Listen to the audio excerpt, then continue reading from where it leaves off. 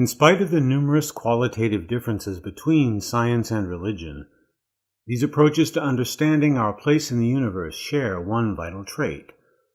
Both engage in a process of discovery through which they hope to find the truths of human experience and articulate those truths in their respective narratives.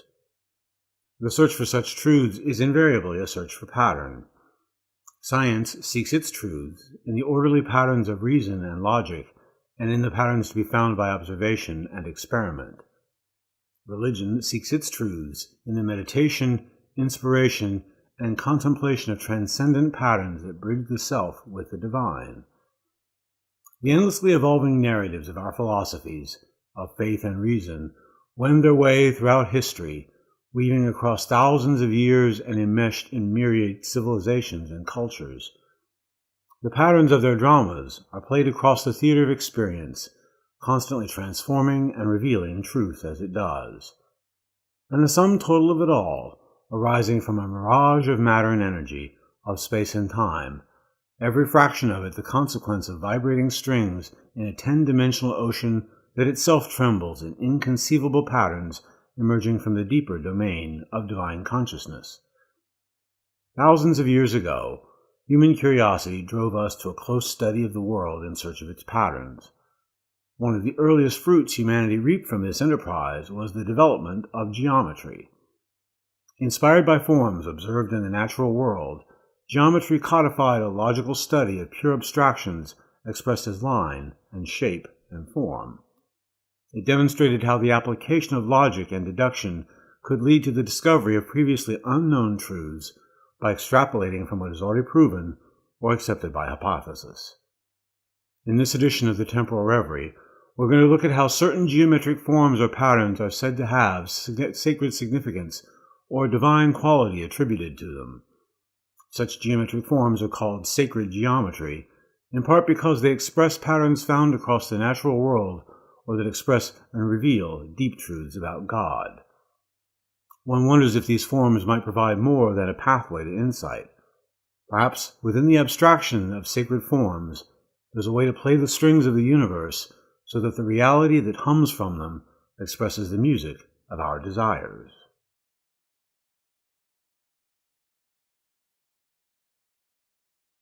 The entire mathematical study of geometry arose from the need to measure the physical world. The word geometry itself comes from the Greek word geometria, which means the measurement of earth or land. The ancient Greek mathematician Euclid first set down the basic axioms and logical theorems to formalize geometry around 300 BC. Although the worship of ancient Greek gods is essentially a distant memory, it should come as no surprise that any culture that believes the earth was created by some god or gods would likewise see patterns and relationships found as they measured the natural world as indications of divine order. Discoveries such as the Pythagorean theorem were widely considered revelatory of previously hidden divine truths. Among early Greeks, numbers were believed to have particular sacred significance, especially whole numbers. Solutions to the Pythagorean theorem that consisted entirely of three whole numbers, like 3, 4, and 5, came to be called Pythagorean triplets. These numeric trios were thought of as magical combinations. Pythagoras himself discovered that the pitch of a musical note is in proportion to the length of the string that plays it. He argued that the aesthetic quality found in particular musical scales came from a natural divine purity expressed in the harmonic proportions between their string lengths. This correlation explored by ancient Greeks between numbers, geometry, and music gave rise to a notion of cosmic architecture called the 9 spheres. Each sphere was separate from the others in much the way notes in a musical scale are separate, yet related. This is where we get the idea of the music of the spheres. This engraving from Renaissance Italy illustrates this structure of concentric spheres spanning from the earth, shown as Thalia, to the divine, shown as the sun god Apollo. Each sphere is identified with one of the classic muses: muse of history, muse of epic poetry, muse of drama, muse of tragedy, muse of lyric poetry, muse of music and song, muse of hymns, and muse of astronomy. Each sphere also has a corresponding musical tonal ratio. Pythagoras believed that the same numeric harmony found in musical scales was found in the orbital revolutions of heavenly bodies. The commonality of such proportions and their relationships in pleasing musical composition, as well as the movement of the skies, was surely proof that the abstractions of these relationships were themselves expression of sacred importance. Pythagoras also believed that musical vibrations emanating from the spheres influence the conditions of reality on earth in ways the human ear can't sense. As far as Plato was concerned, a strong understanding of mathematical proportions was essential and common to both music as an experience of the ears and astronomy as an experience of the eyes. The simplicity of these mathematical relationships lent them a sense of purity that were thought to result from a sacred nature they possessed.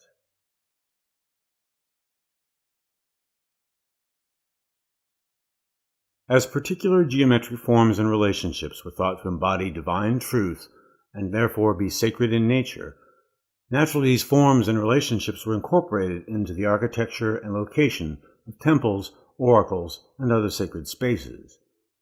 The use of sacred geometry in the design of sacred buildings and spaces was thought to make such locations more appealing to the gods, both by the honor given to divine patterns by reflecting them in religious devotion, and by enhancing the aesthetic appeal of those places so the gods would desire to occupy those sites.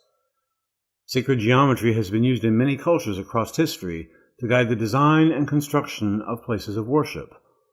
Some forms may well have obtained a sacred reputation by virtue of their use in places of worship, and not from any inherent sacredness in the forms themselves. But in many cases, the particular shapes and patterns held sacred are those which depict by the virtue of their very forms a deeply held conviction. In pagan traditions, the circle is profoundly sacred. It expresses an infinite and unbroken continuity of both their sacred tradition and the union of their belief community. Sacred art in Islam is almost entirely geometric in design. Because the Muslim faith generally prohibits visual representations of people and events, especially in mosques and other sacred spaces, the entire focus of Islamic art and architecture is geometric. The most common geometric forms employed in Islamic sacred art are the circle, which Islam reveres as symbolic of perfect unity, and stars with varying numbers of points. These forms are combined in an infinite variety of patterns and organizations. The elaborate patterns and designs expressed in Islamic art are visual reminders to Muslims that all things in the world belong to an interwoven, underlying order. The nature of such art is to place the entire visual emphasis on pattern beneath which the identities of artists are meant to be lost. Such sacred art exalts Allah by concealing the style and identity of artists to focus instead on the purity of form and pattern that represents the infinite purity of Allah Himself. Some geometric forms became sacred by their prominence within the narrative of individual religions or religious figures. For example, the cross is a geometric form that is sacred to Christians, not from any inherent sacredness in the shape itself, but because of its symbolic affiliation with the execution and resurrection of Jesus Christ. The cross became geometry sacred to Christians as an emblem of the ultimate triumph of Christ over temporal power and even mortality itself. Great Christian cathedrals the world over have been built in the shape of the cross. The plain cross itself is typically favored by Protestant Christians, its form is said to emphasize the triumph of Jesus over death by resurrection and ascension. A variation of this form, typically favored by Catholic and Eastern Orthodox Christians, is the crucifix. As the name conveys, this form is the cross with Jesus crucified upon it. It is said to emphasize the sacrifice of Jesus on behalf of humanity by submitting himself to the crucifixion. Other symbols, while in not all cases purely geometric, become sacred geometry of a kind because of their association with common culture, creed, or struggle. An example of this is the simple outline of a fish that was used by early followers of Jesus to identify themselves to one another to avoid persecution. The fish already made a prominent symbol associated with Jesus, who offered to make his disciples fishers of men, now became the symbol of an entire community of believers trying to keep their faith alive in the face of widespread persecution.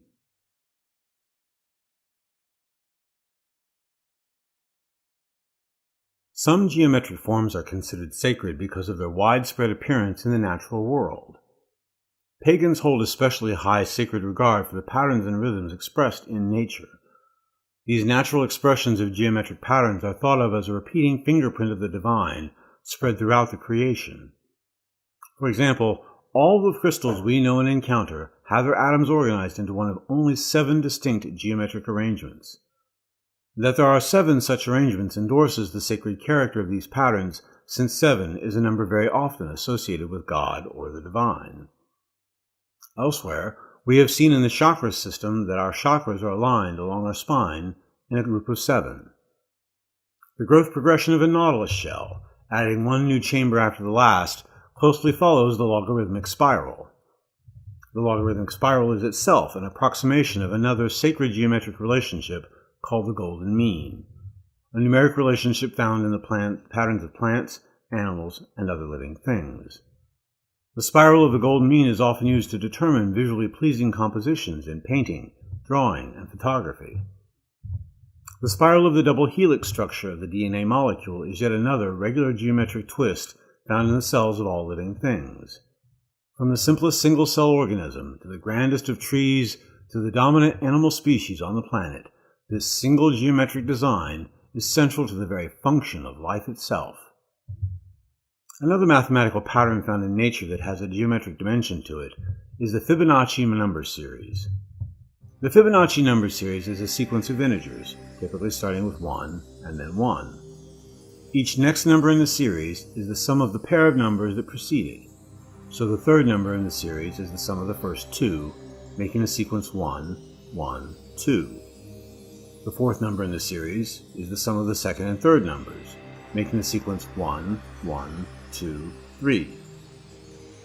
So the first 12 digits of the Fibonacci series are 1, 1, 2, 3, 5, 8, 13, 21, 34, 55, 89, and 144. If you made square tiles of lengths matching the Fibonacci sequence, they neatly fit together by adding each new adjacent tile in the sequence in a counterclockwise arrangement. If you then draw an arc that successively connects opposite corners in those tiles, you get a spiral that is a close approximation of the golden spiral. The number and distribution of petals in the flower blooms is always a number in the Fibonacci series less than 144.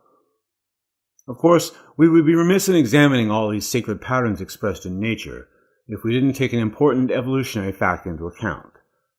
Perhaps the greatest analytic power of the human brain is in its capacity to seek out and identify patterns. Our powerful pattern recognition ability is what made the development of spoken, then written language possible. While the various geometric and mathematical patterns and forms found in nature are certainly there to be found, we must at least wonder if any sacred quality we see in them comes from our own desire to find those qualities as we hunt for any pattern that connects us with the divine.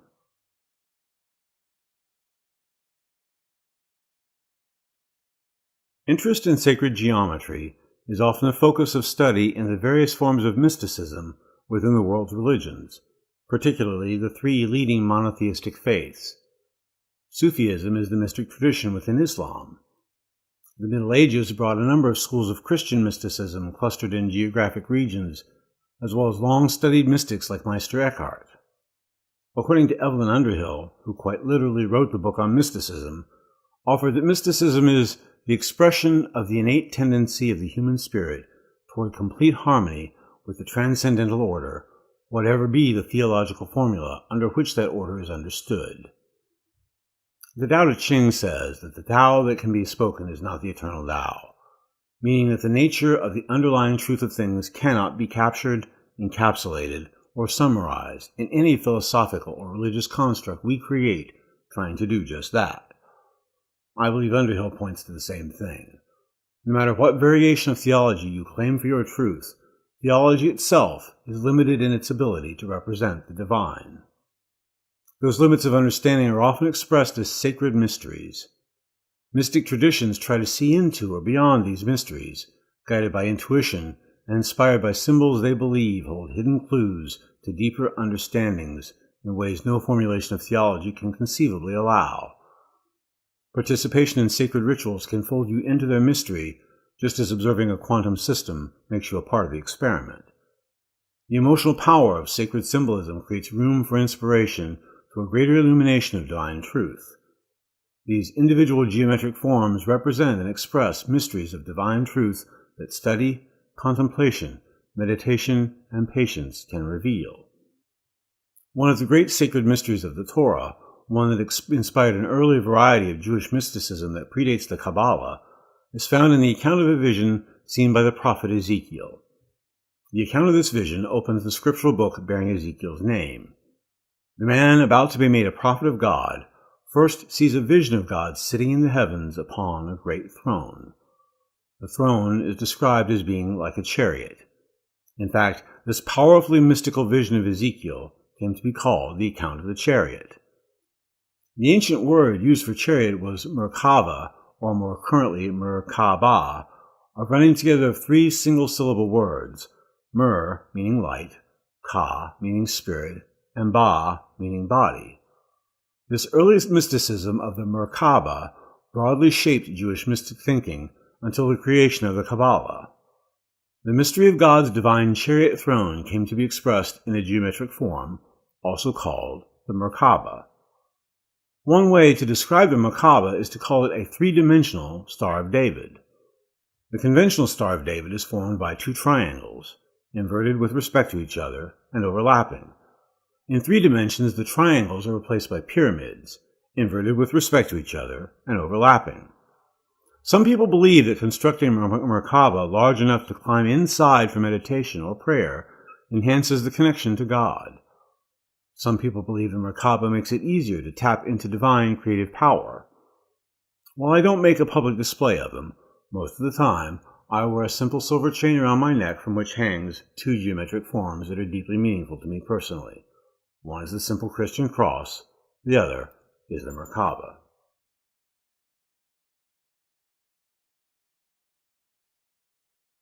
One especially significant form of sacred geometry is called the flower of life.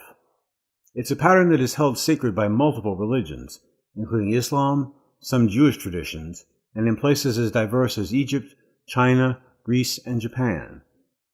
Part of the mystical appeal of this pattern arises from the elegance of its simplicity. To form the flower of life, begin with a circle. Draw a second circle so that the edge of the new circle passes through the center of the first. Continue forming the pattern by drawing more circles at these intersection points. Many mystics believe that meditative study and contemplation of this pattern can draw our consciousness closer to the mind of the Creator. The pattern is said to be more than symbolic, but is thought to depict the actual patterns of creation emerging from what is called the grand void. In a manner of speaking, this pattern is the vibrational pattern of creation itself. The pattern of intersecting lines within the flower of life provide the basis for the shapes used in Islamic sacred art. Particular intersections within the pattern yield a variety of other sacred shapes, such as the triquetra, the vesica piscis, and the Bormorian rings. Mathematically, it's been shown that the pattern of the flower of life provides the most efficient arrangement of circles intended to cover a plane.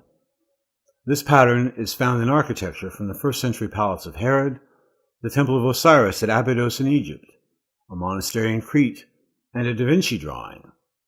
The list of examples of this pattern as an object of study in art goes on and on. The flower of life also provides a basis for arranging elements in the central sacred geometry of the Kabbalah, the tree of life.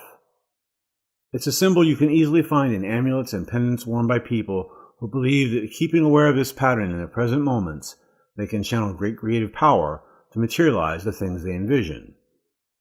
I'm not deeply enough immersed in the full history and legend of these symbols to share any personal experience of them, but the fact that the flower of life is so ubiquitous across the world that it certainly implies some deeper meaning. At the very least, my general conviction that the things we truly believe are the things that appear in our lives suggests that such charms might not provide any power beyond offering a focal point for the energized belief of the wearer.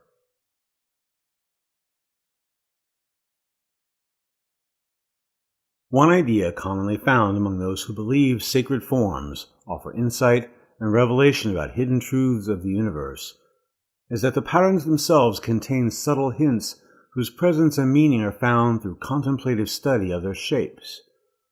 Like Scripture, these forms are a means to understand the great mysteries of the divine. The idea of subtle information that is present but not immediately obvious is actually an important tool in the field of graphic design. Sometimes for fun, sometimes for an almost subliminal impact, designers of visual information such as logos are very often in the habit of incorporating meaning in multiple layers, some more obvious than others. For example, how many people have ever noticed that the current logo for the Baskin-Robbins ice cream brand has a reference to their 31 flavors worked subtly into the design? How might careful study of the forms of sacred geometry result in an unlocking of insight to illuminate previously hidden truth about the mystery of the universe? Consider this. The pattern of your personal consciousness is constantly being affected by the stimuli it receives from your various sensory organs. When you recognize a sound, it's because your brain processes the auditory input to produce a representation of the sound expressed as a pattern held within your mind. Faster than you can realize, your brain searches your memory for a match to that pattern. The spark of a recognized match triggers expression of an association of memory that identifies that sound. Much of what is received and processed by our consciousness amounts to turning sensory signals into patterns which we then try to match and categorize based on the catalog of memories in our experience. Every thought we have, every impression we receive of everything we sense, all of it ultimately winds up expressed as patterns written into our consciousness. Perhaps the potency of sacred geometry is not intrinsic to the shapes and forms themselves, but rather in the patterns that our contemplation of them creates in our consciousness. The meaning within these forms might gradually arise in our awareness because of qualities they only exhibit in our conceptualization of their elements. The patterns these forms take in our awareness affects our thoughts, perhaps in ways we can't immediately sense. If that's the case, then these geometric shapes might be the icons in a cosmic interface. They could perhaps be visual shorthand for important ideas tucked obliquely within their puzzles, or they may serve as access points we frame in our thoughts in order to make contact with higher magnitudes of order. This geometry might belong to a set of glyphs we can use to create patterns in our consciousness that transmit our individual requests for states of exception, for miracles, to the maker brain. Next time on the Temporal Reverie, the second season closes with consideration of geometric design that is central to the Jewish mysticism of the Kabbalah, the Tree of Life. The pattern displayed in its design uses geometry to craft a map of divinity itself. The sacredness of the design owes to the sacred truth it depicts. What meaning can be found in its structure? And perhaps most important of all, how is the Tree of Life an example of a mystic architecture? What other mystical architectures are there? Might we create a new mystic architecture of our own? Religious believers typically consult the sacred writings and scriptures produced by prophets, mystics, and spiritual masters. But over time, the use of human language to convey divine truth can be problematic. Languages evolve and change. You only need look at the difference between the English spoken today and the English of Shakespeare's time to appreciate how ancient texts can be very hard to comprehend by contemporary readers. The poetry of any scripture can be tricky to translate faithfully into other languages. But the glyphs of geometry are timeless, their visual forms free to carry meaning without the corrupting potential of words. Perhaps in the forms of sacred geometry, we find a scripture freer of human artifice and thereby able to offer special access to sacred places of understanding for all who undertake their study. I'd like to know what you think about this episode. Please leave any questions or thoughts you might want to share in the comments below. My thanks to God for this chance to share with all of you, and may the gifts of love, joy, peace, and enlightenment come to you all.